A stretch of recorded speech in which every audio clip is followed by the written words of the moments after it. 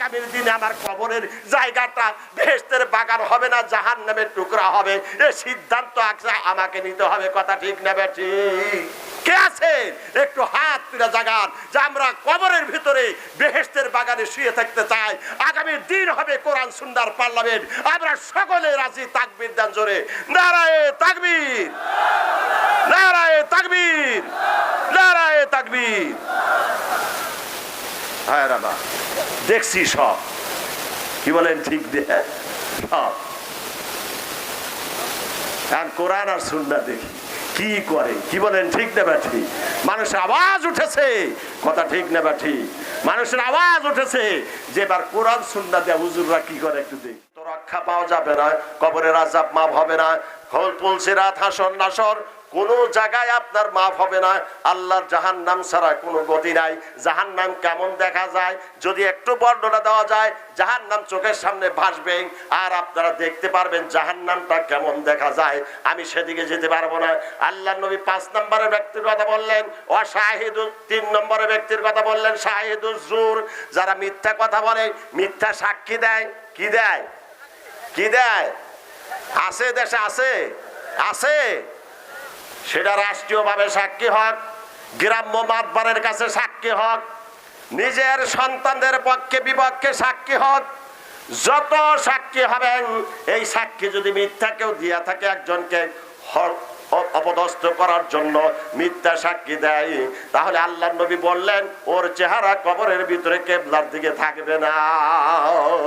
পরিবর্তন হন, তওবা করেন। যার নামে মিথ্যা সাক্ষী দিয়েছেন সেই ব্যক্তির কাছে আপনি ক্ষমা চান, তার ইজ্জতের হানি করেছেন। এই জন্য আল্লাহ নবী রাখতে বলেছেন, যার তুমি সমালোচনা করেছ, যার বিরুদ্ধে তুমি সাক্ষী দিয়েছ, সেই ব্যক্তির কাছে মাপ না নেওয়া পর্যন্ত আমার আল্লাহ কোশ্চিন কালেও আপনাকে আমাকে ক্ষমা করবে না।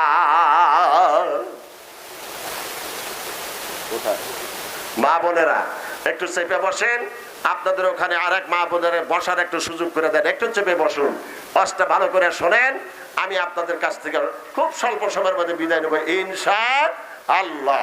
সুবহানাল্লাহ, আলহামদুলিল্লাহ, লা ইলাহা ইল্লাল্লাহ, লা ইলাহা ইল্লাল্লাহু মুহাম্মাদুর রাসূলুল্লাহ সাল্লাল্লাহু আলাইহি ওয়াসাল্লাম। গেল কয় নাম্বার? 3 নাম্বার শাহিদুজ জুর, মিথ্যা সাক্ষী দেওয়া যাবে না।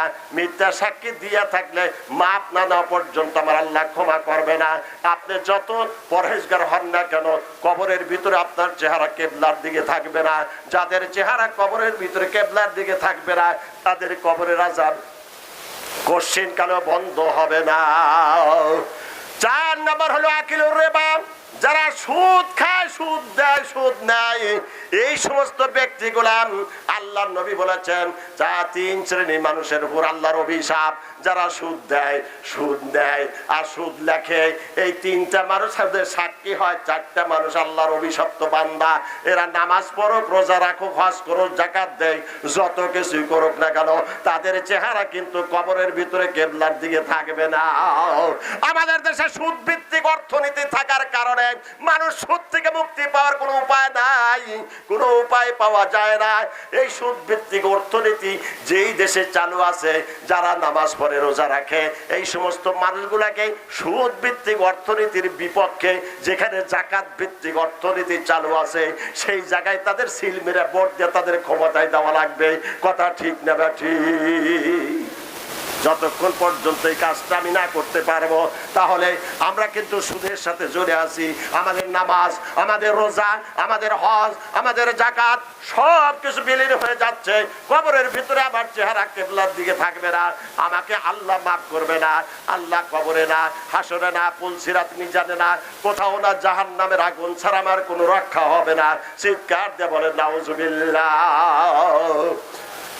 5 নাম্বার হলো আল্লাহ নবী বলেছেন ওয়াল মুহতাকিরু, যারা স্টক বিজনেস করে, বাধাই মালের ব্যবসা করে, এইটা সব না, ধান, চাল, গম, যেটা নিত্য প্রয়োজনীয় দ্রব্য, যা মানুষের সব সময় প্রয়োজন, এটা গোদাউনে গুদামজাত করে ফেলে।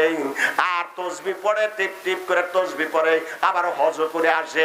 এই গোডাউনের মালিকরা এই বছর দাম নাই, সামনের বছর দাম নাই, পরের বছর যত রকমের ঠেকা রাখবেন, 40 দিনের উপরে যদি মাল গোডাউনে গুদামজাত করে, এই মানুষদের ঈমান থাকে না, তাদের চেহারা কবরের ভিতরে কেবলার দিকে থাকবে না, তাদের কবরে কোশ্চিন কালেও তাদের চেহারা কেবলার দিকে থাকবে না। আমার বন্ধুরা, এই মাল ব্যবসায়ী আমাদের সমাজে আছে না নাই?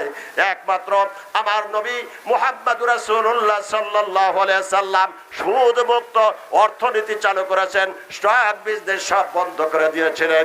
আমার বন্ধুরা, আল্লাহর নবী মুহাম্মদুর রাসূলুল্লাহ সাল্লাল্লাহু আলাইহি সাল্লাম 6 নম্বরে ব্যক্তির কথা বললেন, অন্যায় হাতুন, যে সমস্ত মহিলাদের গলার আওয়াজ অন্য পুরুষেরা শোনে, তারে চিল্লা চিল্লি কান্নাকাটি, স্বামী মারা গেলে, সন্তান মারা গেলে, যে কোনো ভাবেই হোক দেখেন, অথবা স্বামী তাকে দুইটা কথা বলেছে, অথবা স্বামী তাকে দুইটা থাপ্পড় মেরেছে, এই কারণে যে চিল্লা চিল্লি করেন, এই চিল্লা চিল্লি যদি অন্য পুরুষ বেকারা পুরুষ শুনে নাই, ওই মহিলাদের আপনার কবরের ভিতরে চেহারা কেবলার দিকে থাকবে না। আমার মা বোনেরা, আপনাদের দুখানা পা ধরে বলি, আল্লাহ এত মর্যাদা আপনাকে দিয়েছেন। আল্লাহর নবী বলেছেন, আল জান্নাতু তাহতা আকদামিল উম্মাহাত, মায়ের পায়ের নিচে সন্তানের জান্নাত। আপনি মহিলা, আপনার পায়ের নিচে জান্নাত, পুরুষের পায়ের নিচে কিন্তু আল্লাহর জান্নাত নাই।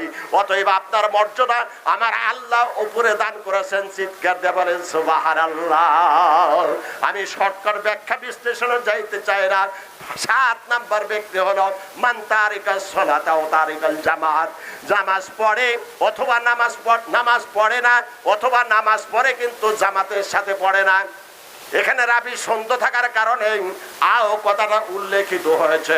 এই জন্য নামাজ পড়ে না এই ব্যক্তির চেহারা কবরের ভিতরে কেবলার দিকে থাকবে না, অথবা নামাজ পড়ে কিন্তু জামাতের সাথে নামাজ আদায় করে না, এই সমস্ত ব্যক্তিদের চেহারাগুলা কবরের ভিতরে কেবলার দিকে থাকবে না। যাদের চেহারা কবরের ভিতরে কেবলার দিকে থাকবে না, তাদের কশির কালেও কবরের আযাব বন্ধ হবে না। আমার ভাইয়েরা, আমি আপনাদের দুখানা পা ধরে বলবো, মা বোনদেরকে বলবো, এই যে 7 প্রকার মানুষ আজকে আমরা কবরে চলে যাচ্ছি, আমাদের স্টেট ইসলাম না থাকার কারণে, এই ইসলামী স্টেট না থাকার কারণে এই সবগুলা অপরাধ আমাদের মধ্যে বিরাজমান, কথা ঠিক না ঠিক?